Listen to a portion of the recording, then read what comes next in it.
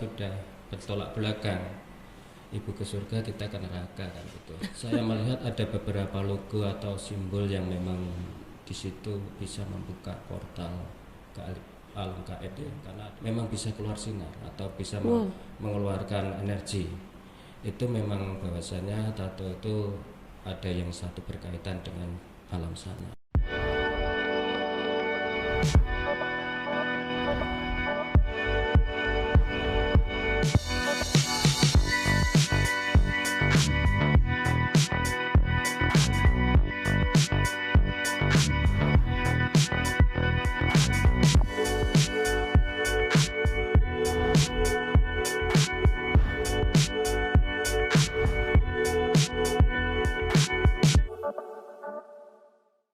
Sahabatku, ketemu lagi dengan saya Dewi Susilo di podcast Berbagi Cerita.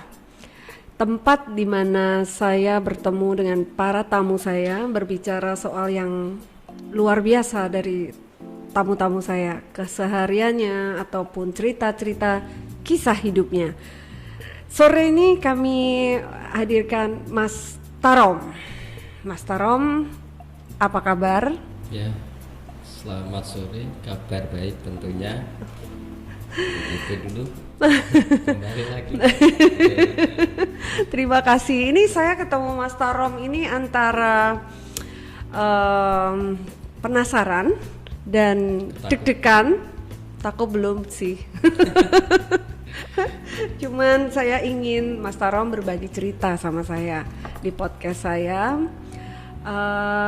Mungkin Mas Tarom, pertamanya saya mau bertanya yang pasti, bagaimana Mas Tarom membuat sebuah keputusan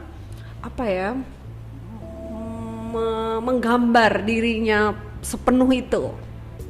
Ini pertanyaannya langsung berat nih Mas Tarom nih. Nggak tahu nanti yang pingsan Mas Tarom atau saya nih. Saking beratnya. Awal dari mulanya kita mau bikin tato seluruh tubuh itu sebenarnya ya nggak begitu mudah, artinya masih sederhana menurut saya, karena berdasarkan daripada hobi terus bakat saya melukis.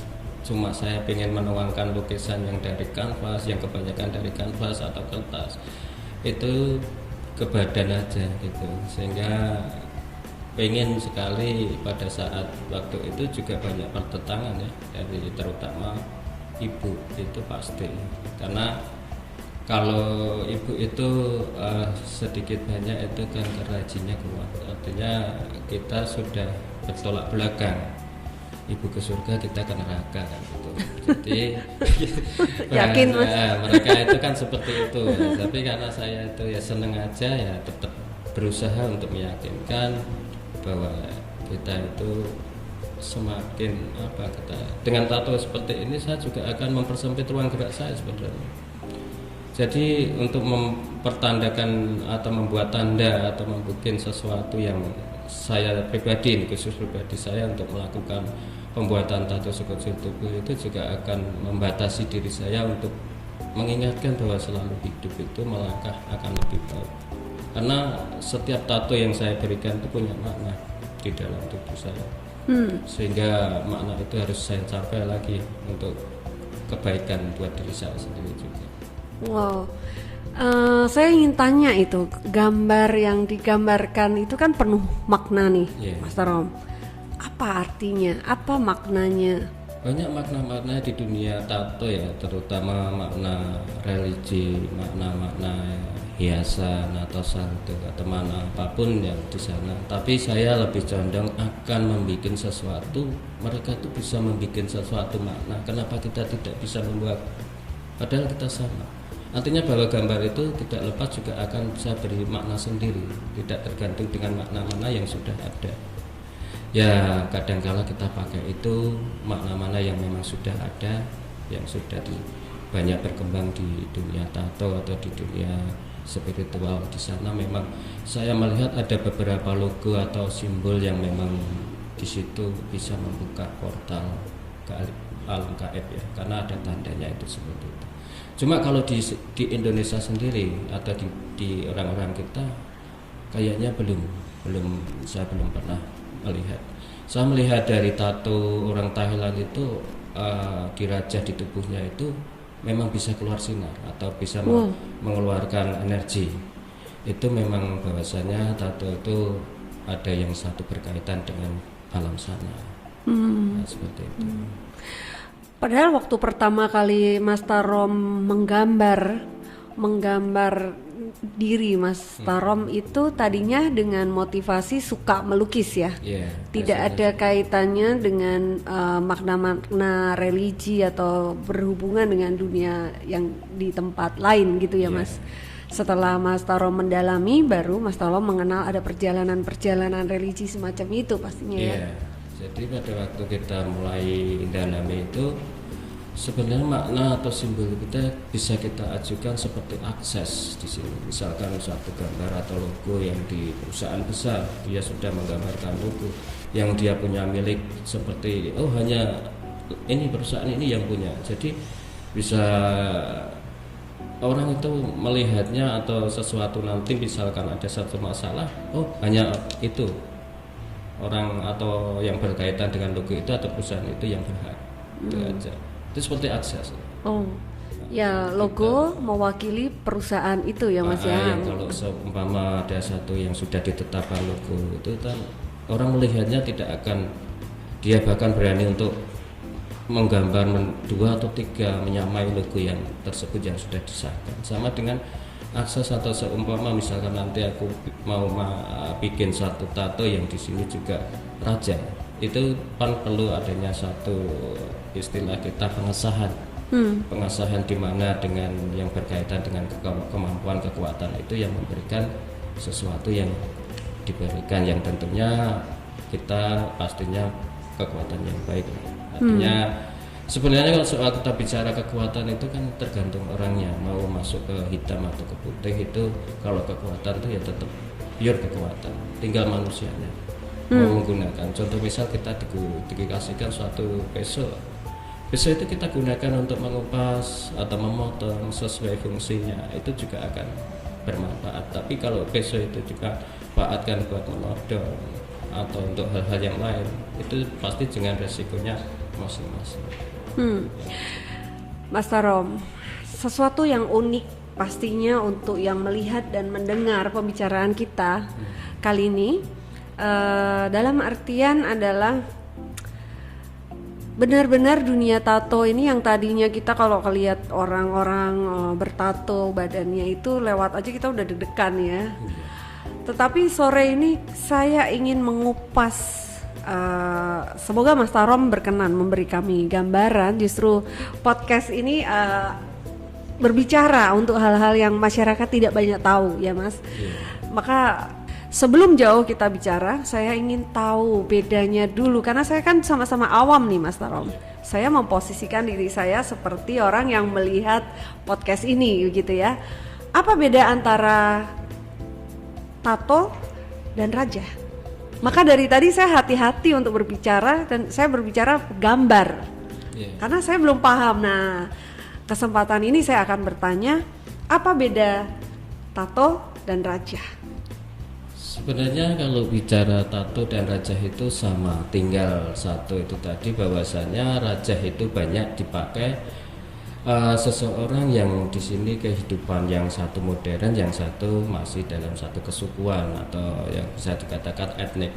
Orang-orang merajah tubuh di dalam suku-suku itu biasanya dipakai satu ritual atau dikhususkan memberi tanda itu mungkin pada proses di situ ada proses namanya proses upacara di situ yang memang sudah ada keberadaannya, memang sudah disepakati di suku itu.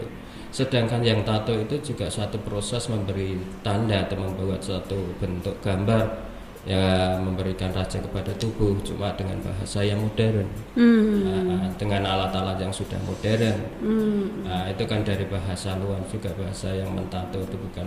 Kalau bahasa raja itu memang cenderung kalau kita mendengarnya akan raja apa ini, raja ini pasti mengandung satu kekuatan.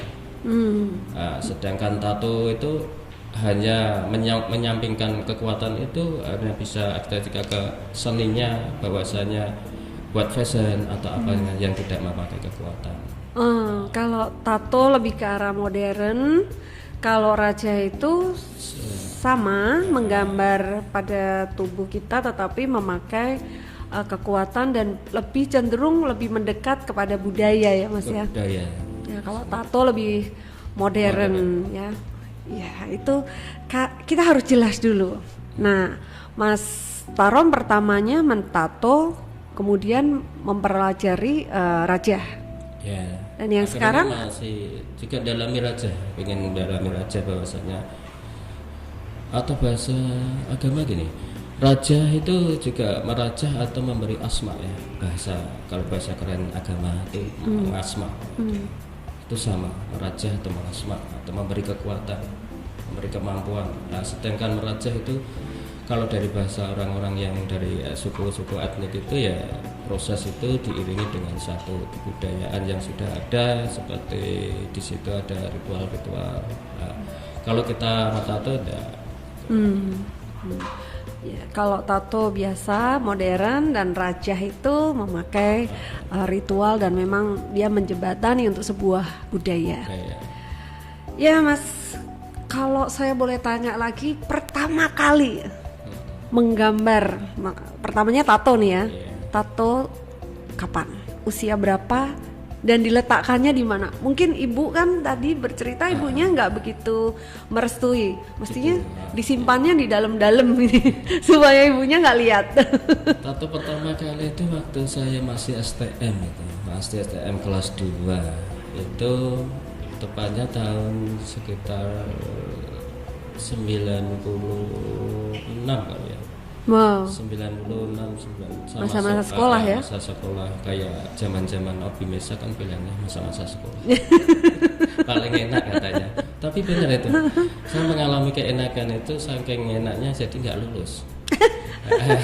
Di situ karena umput-umputan terus dengan gurunya, saya itu sudah mulai tato.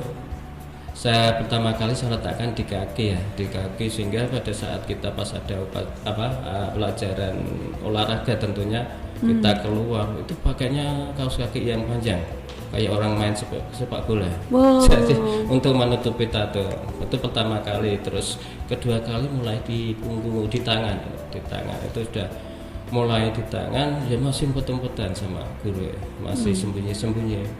Nah itu saya mulai awal dari situ. Lepas dari sekolah saya mulai untuk berdikari sendiri, untuk kerja, akhirnya dalami tato, nambah sampai sekarang nambah terus.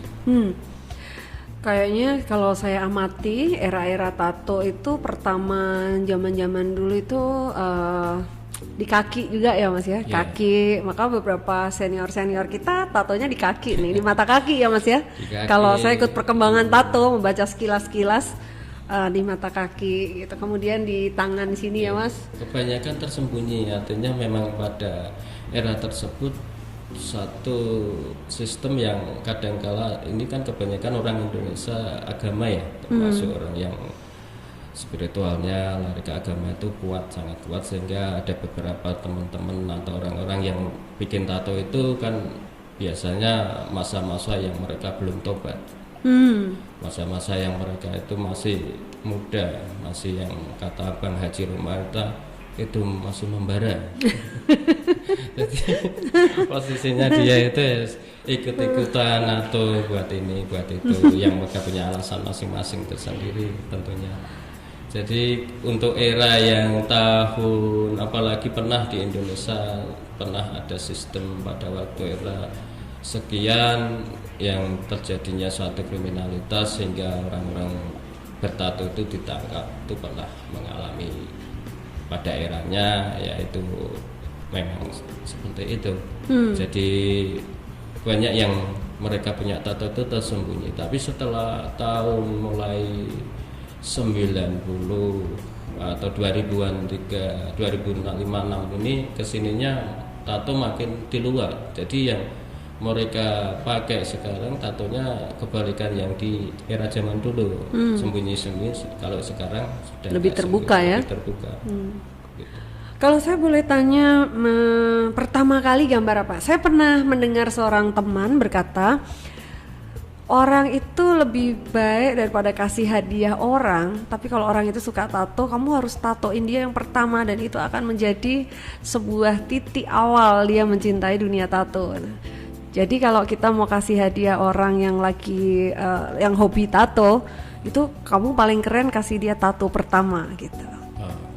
Nah, saya mau tanya nih, Mas Tarom, tato pertamanya apa? Gambar apa tuh? Kenapa memilih gambar itu? Saya tuh tato pertama ada gambar burung ya, burung. Jadi background dia ada di belakangnya tuh ada gambar wanita cantik dan sama burung batik. Karena saya istilahnya dulu seneng aja lihatnya dari pada burung itu kan lepas pergi kemana saja, mau terbang kemana saja, senang keindahan. Nah, diwakili dengan, karena mungkin saya laki-laki ya condongnya ke perempuan cantik kan gitu. Nah, laki-laki ganteng lah nanti beda kan gitu, kira kita. Makanya tetap bedanya di situ. Jadi pada dasarnya saya melihatnya burung itu karena kebebasan, yang mau terbang tinggi, mau kemana saja itu nggak ada yang ngekang. Karena di luar sana tuh banyak keindahan. Nah, itu filosofinya yang aku pakai pada waktu itu. Saya ambil gambar burung merpati dengan background wanita cantik seperti itu. Pasti setiap gambar di awal tato pasti memiliki arti yang luar biasa, sampai dia menggambarkan itu pertama kali dalam kehidupannya, pasti begitu ya Mas? Dalam satu kehidupan apapun, semua yang sudah dilakukan itu, dibalik apa yang dilakukan itu punya cerita, termasuk gambar. Gambar orang yang di sini itu menempelkan atau memberikan kepada tubuhnya, saya yakin di situ ada tanda atau cerita. Semua pasti di situ. Cuma orang beranggapan ya stres kan gitu. Ada orang beranggapan itu putus cinta karena itu, tapi janganlah. Kalau kita mau bikin tato kan sekarang sudah beda dengan dulu ya. Artinya bahwa sekarang yang skill-skill mas-mas atau tukang tatonya, kalau kita bicara tukang nggak boleh di sini. Artis kayaknya, artis tato biasanya gitu. Nah itu memang dia sekarang sudah modern, sudah enjoy untuk diajak ngobrol, diajak wawasannya sudah luas-luas sekarang. Bahkan sampai gambarnya tuh bagus-bagus gitu. Nah, sekarang hampir seluruh tubuh ya Mas? Tidak belum. Saya masih setiap aku berkala, artinya mengikuti satu perjalanan waktu. Artinya pada waktu keinginan, pada waktu ingin tato itu ada suatu peristiwa biasanya. Peristiwa dari diri sendiri, emosional itu kadang yang mendukung. Aku harus tato ini, harus tato ini. Sebuah keputusan yang cukup berani saya lihat dari Mas Tarom ketika menggambar wajah. Nah, pasti ada pengalaman sesuatu yang mendesak atau yang mendorong sampai wajah tergambar gitu. Biasa orang melindungi wajahnya aja paling ke leher-leher. Itu sebuah keberanian yang orang bilang Haikul yakin nih gua nih gitu. Apa itu Mas? Apa ya alasannya, sebenarnya nggak ada waktu itu. Cuma saya senangnya kan guyon. Dalam hidup itu saya nggak terlalu saya harus. Waktu ditanya ibu pun kenapa harus tato di luar-luar, atau kan tato di dalam itu misalkan di tangan ya cukup. Karena saya itu tukang tato, artinya bahwa kita mendapat penghasilan dari tato. Ya saya cuma bilang waktu itu sama ibu, kalau saya tukang emas, pating cerendel emas di tubuh saya kan gitu loh. Artinya bahwasanya ini buat sebuah alasan yang simpel, tetapi karena saya tuh tukang tato, makanya saya tak seluruh tubuh saya tak bikin tato juga buat promosi. Nanti tetangga kita bagaimana? Udahlah, tetangga itu santai kalau sudah lihat sinetron. Kalau kita kan enggak seperti itu. Iya, itu saya membayangkan reaksi masyarakat pasti akan kaget ketika muka. Iya, dan beberapa ngalami nggak enak di diri saya ya, artinya memang, tapi suatu keputusan yang sudah saya buat. Saya itu kan senang pergi kemana-mana dengan tato tuh, tentunya banyak orang yang agak lihat kita itu ya nggak begitu menyenangkan. Tapi ya apa boleh buat, saya itu sudah seperti keputusan santai aja gitu. Seperti penonton podcast saya di sini kali ini pasti akan bertanya-tanya, mengapa pertama kali kita memilih Mas Tarom untuk sebuah podcast kita. Tapi justru disinilah sebuah keunikan. sesuatu yang tidak pernah kita mengerti, yang tidak pernah kita pahami, tetapi sore ini kita bedah tuntas apa, kenapa, dan mengapa memilih gambar seluruh diri. Itu sebuah keberanian ya Mas Tarom ya. Nah, saya mau tanya lagi nih Mas Tarom, waktu seperti itu, misalnya kalau naksir cewek gitu, ceweknya harus sehaluan, atau kalau orang-orang normal, orang tuanya pasti akan kaget. Waduh Nduk, kenapa Nduk gitu ya. Ya sulit, memang sulit ya. Artinya bahwasanya kita tuh cenderung permasalahannya tuh di orang tua.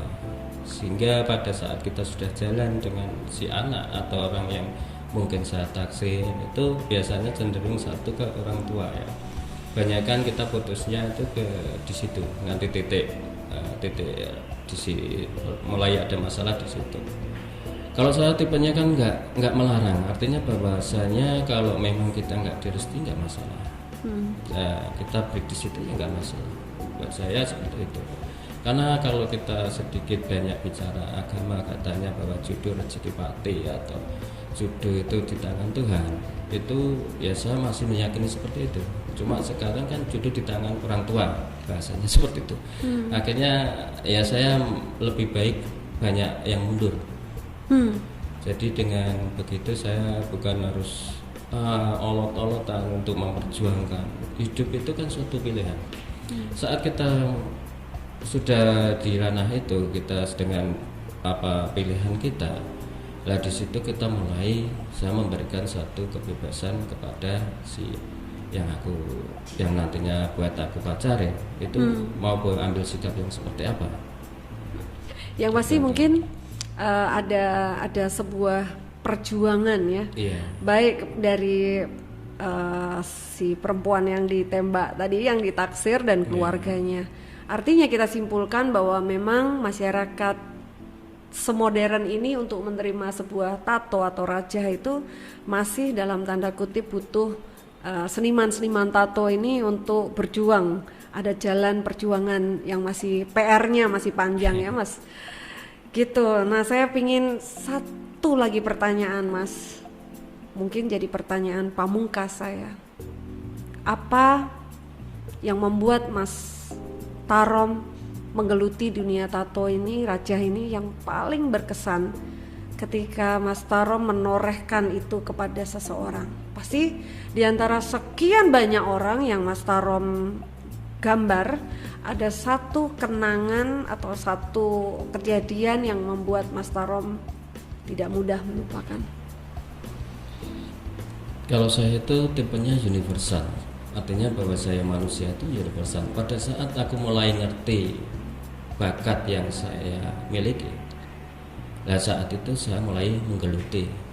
Tapi saya tidak menutup kemungkinan bakat-bakat lain itu nanti juga akan keluar, karena pada dasarnya saya senang belajar, artinya mengorek sesuatu atau mencari sesuatu yang tidak harus semua itu ke tato. Mungkin bisa saya, siapa tahu besok bisa ceramah, suatu saat bisa apa, itu bisa. Amin. Bahwa manusia itu nggak ada batasannya yang membatasi diri kita sendiri. Sehingga untuk kalau kita bicara tato yang saya geluti, saya rasa dalam satu proses waktu saya mulai dulu sampai sekarang, kesan dan kesan apa ya yang saya dapat dari satu gambar itu, pada saat saya menggambar, klien itu puas dan senang, karena seumpama kita gambar realis itu buat tantangan saya bahwasanya gambar itu harus sesuai, semaksimal mungkin harus mirip. Dan si customer puas, itu yang kadang-kala membuat saya berkesan, bahwasanya bisa menyenangkan hati seseorang. Itu buat saya suatu ibadah buat saya, seperti itu. Jadi titik akhirnya adalah sebuah kepuasan pelanggan ya. Kalau bicara tato dan raja, mungkin karena Mas Tarom itu artis tato tukang tato. Ya, jadi tujuannya adalah membuat orang yang Mas Tarom gambar itu bahagia ya. Sebetulnya saya ingin Mas Tarom bercerita banyak tentang tato dan rajah, Tetapi kita memang podcast kita harus kita akhiri. Mungkin Mas Tarom bisa memberi saya sebuah pesan untuk orang agar memahami perjuangan Mas Tarom kan masih dengan teman-teman seniman tato itu kan masih panjang yang tadi kita katakan. Apa pesan yang ingin Mas Tarom goreskan, pesankan, siratkan lewat podcast saya ini? Selalu ditekuni, selalu didalami, jangan merasa puas bahwa satu karya atau satu di sini keinginan itu harus dituntaskan. Bahwasanya bawalah tatomu ke jalan yang benar aja. Kemudian ke masyarakat supaya masyarakat. Kalau masyarakat ya itu tergantung kembali, saya kembalikan kepada masyarakat karena suatu wacana atau suatu saat dia melihat itu kalau bisa di sini banyak sudut pandang sebab di sini itu kita hidup ke alam modern ya, artinya bahwa kembali ke masyarakatnya aja bahwasanya untuk melihat sesuatu itu jangan diputuskan lebih dahulu atau dihakimi dulu dalam satu konteks yang di sini banyak hal yang perlu kita pelajari. Tapi itu juga saya kembalikan pada hak mereka juga bahwa dia mau melihat seperti apa, melihat seperti bagaimana, itu kan juga hak mereka. Tapi saya dan teman-teman di sini yang dalam tato itu biasanya satu kalau kita sudah berkarya itu hanya perjuangan kita ya. Tidak akan berusaha untuk yang neko-neko, semua berjuang dengan kebaikan, dengan artinya berkarya yang baik. Mereka punya semangat seperti itu untuk bisa mendedikasikan diri bahwa kita berguna ketimbang kita hidup itu tidak ada gunanya kan gitu. Betul. Sahabatku, di akhir kata saya berkata hidup itu adalah sebuah seni. Dalam segala hal hidup itu memerlukan sebuah seni. Seni dalam menangani kehidupan. Jadi dan setiap orang menuliskan itu adalah pilihan. Hari ini kita bicara soal tato Rajah dengan Mas Tarom dan Mas Tarom memilih untuk dirinya dirajah dengan sebuah keputusan-keputusan dengan nilai-nilai seni kehendak hatinya. Jadi sahabatku, jangan menilai orang lewat covernya. Telitilah, nilailah kedalaman hatinya. Akhir kata, saya Dewi Susilo mengucapkan sampai ketemu lagi dan simak terus podcast Berbagi Cerita dengan Mas Tarom yang belum selesai karena ada banyak hal yang bisa kita kulik sama Mas Tarom.